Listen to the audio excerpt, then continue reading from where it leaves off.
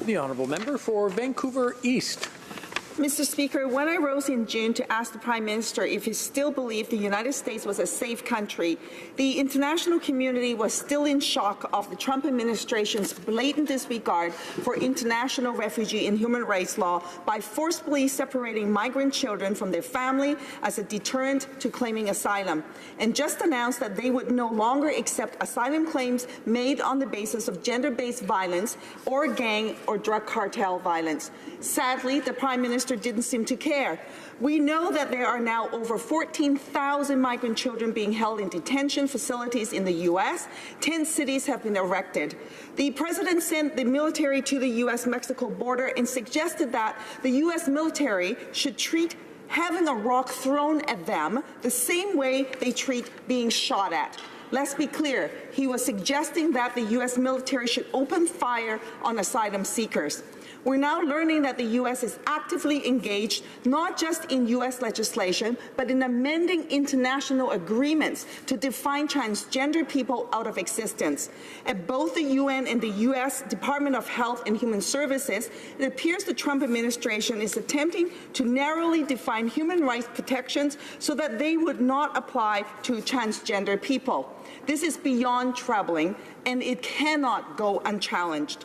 The goals of these policies are clear: to delegitimize and dehumanize asylum seekers, to deter them from attempting to find safety in the U.S.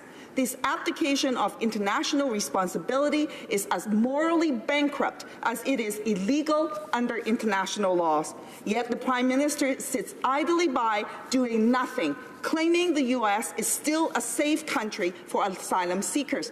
How is that possible? We need to hold the United States accountable for what they are doing. Donald Trump is attempting to shut down the U.S. border to Central American asylum seekers by disqualifying the reasons they are in need of protection. A 2017 report by Doctors Without Borders found that asylum seekers from El Salvador, Honduras, and Guatemala, 39% cited direct attacks, threats, extortion, or forced gang recruitment involving themselves or their families as the reason they fled. 43% had a relative who died due to violence in the last 2 years. And in 2017, Amnesty International also released a report outlining significant risk in the Northern Triangle region of Central America that the LGBTQI individuals face. The report states, and I quote, "Despite the difficulty in obtaining accurate figures from the country's governments, there is evidence that lesbian, gay, bisexual, transgender, and intersex people are particularly exposed to violence, and that is related to intrinsically to the multiple forms of discrimination LGBTI people face. Yet the U.S. is moving to prevent all of these individuals from even having access to fair hearing to their asylum claims. By continuing to defend the Safe Third Country Agreement, the Prime Minister is not just remaining silent to these disturbing policies, he is actively supporting them by claiming the U.S. remains a safe country for asylum seekers. How can this be justified? Parliamentary Secretary. Thank you very much, Mr. Speaker. I appreciate this opportunity to respond to the question from the member for Vancouver East in more detail. As you know, Mr. Speaker, the Safe Third Country Agreement is a treaty that was established with the United States in 2004. And under this agreement, Canada and the United States cooperate to ensure the orderly handling of asylum claims. The Safe Third Country Agreement is based on the principle that people must claim asylum in the first safe country in which they arrive.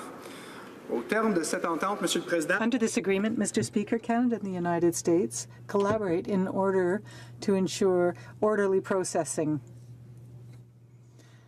This is based on the principle that a person must seek asylum in the first safe country they arrive in. With our U.S. colleagues, and we continue to collaborate closely on border issues to this day, Mr. Speaker.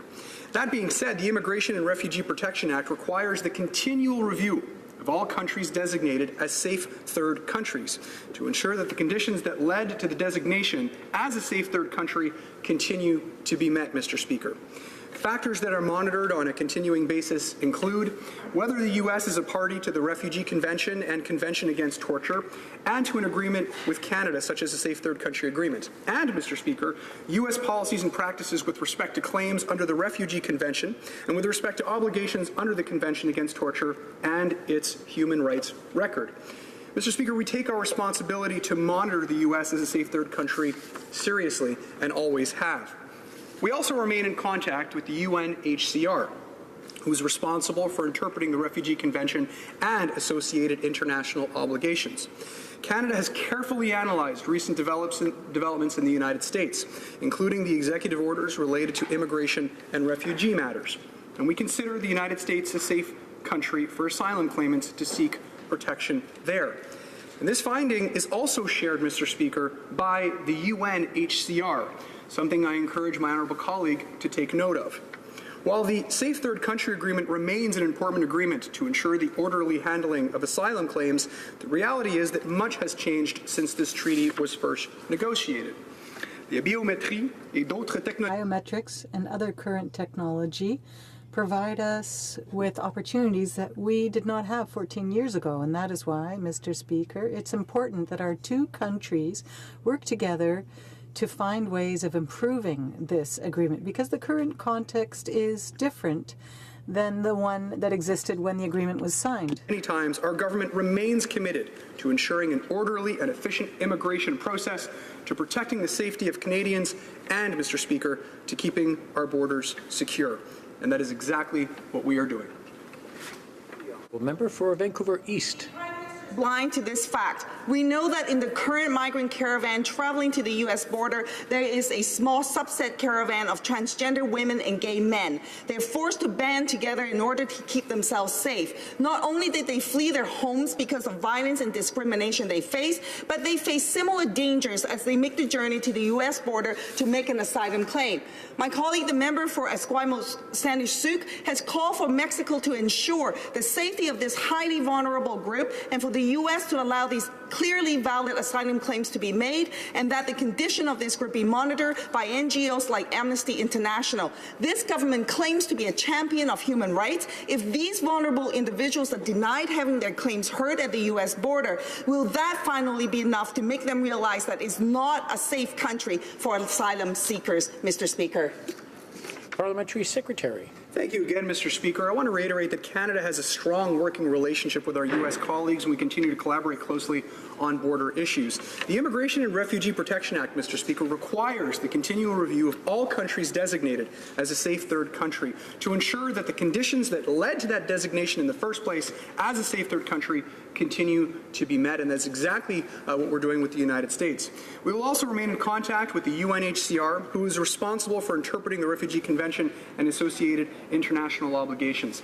That is what Canadians expect from us, Mr. Speaker, and that is exactly what we continue to deliver to Canadians all across the country. Thank you.